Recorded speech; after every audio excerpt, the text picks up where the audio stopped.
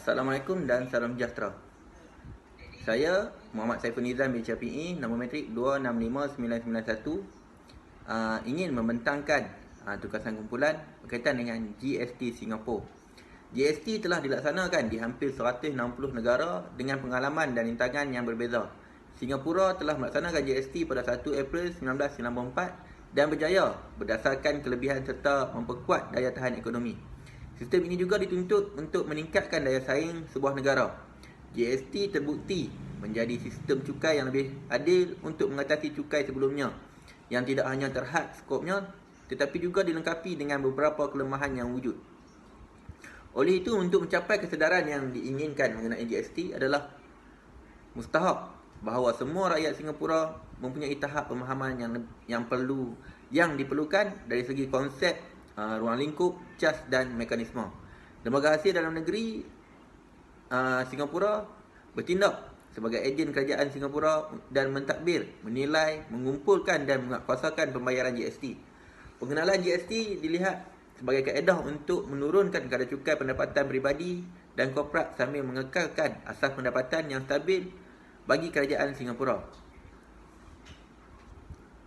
Okey, seterusnya saya serahkan pada sahabat saya untuk meneruskan pembentangan.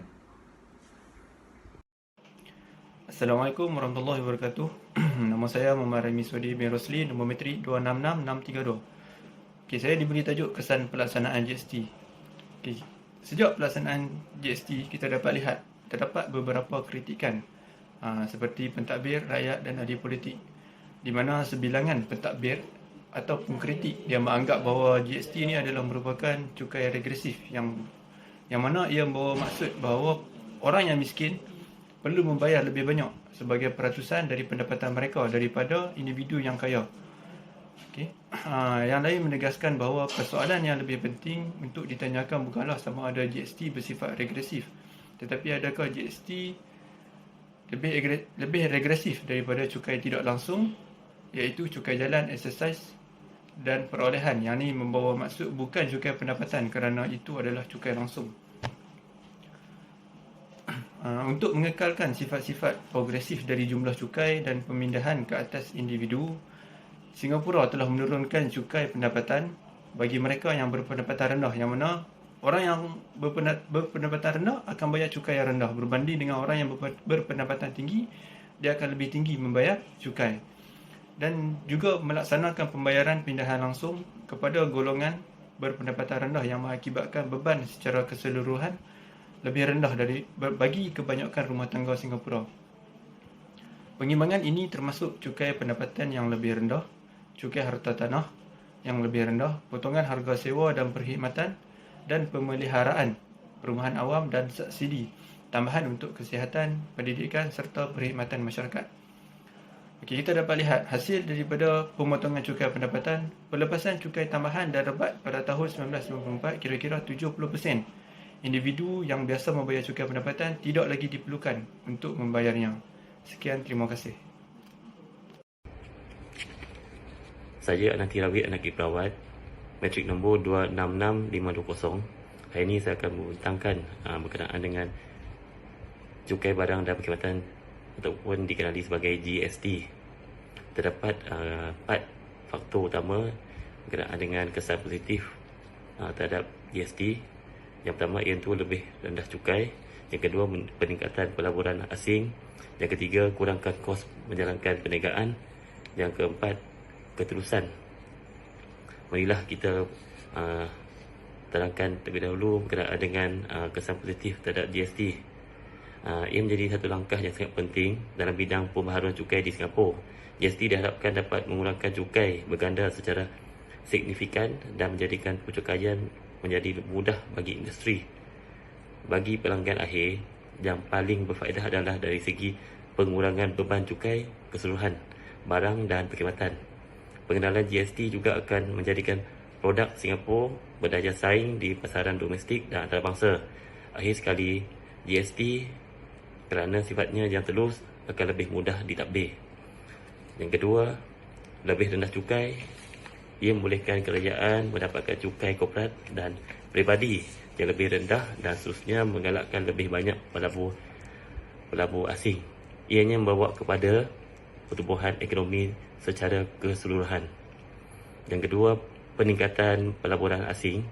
Dengan pelaksanaan GST, Singapura menjadi pasaran yang bersatu dan pelaburan asing telah meningkatkan di Singapura. Barang-barang dikeluarkan di Singapura kerana pengurangan kosnya menjadi lebih kompetitif di pasaran antarabangsa yang menyebabkan pertumbuhan ekspor. Pelaksanaan cukai barang perkhidmatan meletakkan Singapura dalam barisan piawaian cukai antarabangsa sehingga perniagaan Singapura menjual di pasaran global. Ini adalah menyebabkan semua prosedur boleh dilakukan secara dalam talian oleh pembayar cukai, sehingga pematuhan menjadi memudahkan campur tangan birokrasi yang minimum.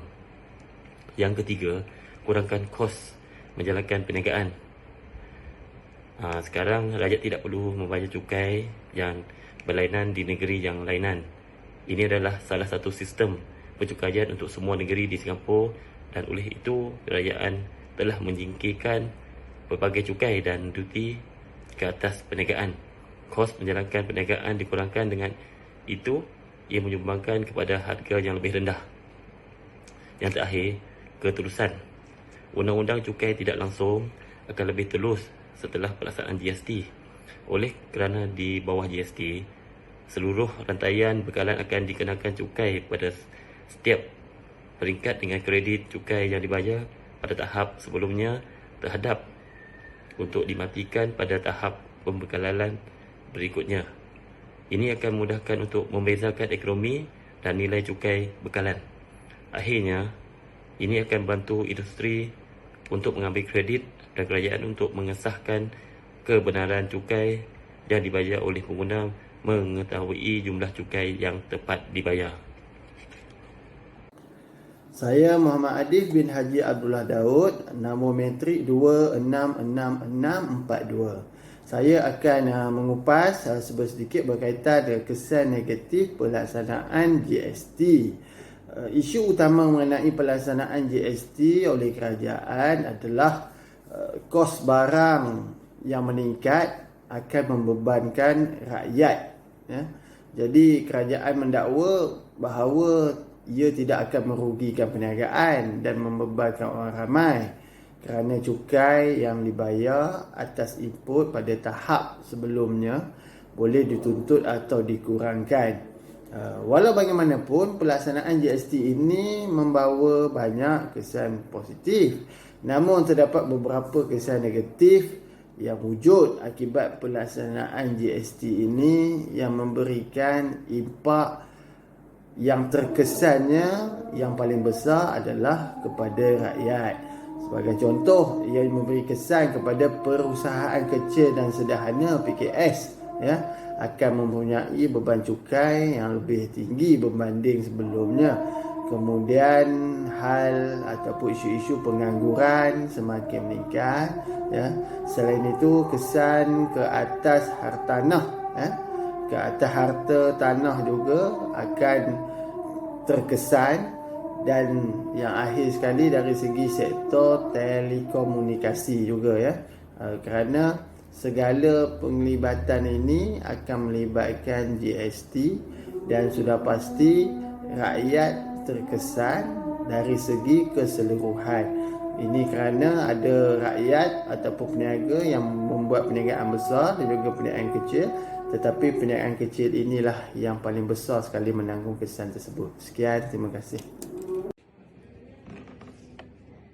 Assalamualaikum dan salam sejahtera. Saya Fariza binti Jaafar, nombor metrik 266541. Di sini saya ingin membuat kesimpulan untuk tugasan kumpulan kami, iaitu GST Singapura. Sebagaimana yang kita semua maklum, GST ini sebenarnya akan dapat membantu mengurangkan penyelewengan harga yang disebabkan oleh dasar cukai. Dan ia juga dapat mengurangkan beban pembayar cukai dengan menghilangkan kenaikan cukai pada pelbagai peringkat dan membantu dalam pengagihan beban cukai yang sama antara pembuatan dan perkhidmatan. Cukai yang dibayar oleh individu atau syarikat kepada kerajaan dapat dimanfaatkan dan dinikmati kembali oleh rakyat. Hasil daripada cukai ini juga digunakan oleh kerajaan untuk mentadbir dan mengurus sesebuah negara dan juga digunakan untuk pembelanjaan pembangunan. Cukai tersebut dibelanjakan untuk keselamatan negara dan rakyat, pembangunan fizikal, pembangunan ekonomi, sosial dan kebajikan rakyat serta banyak lagi. Sekian, terima kasih.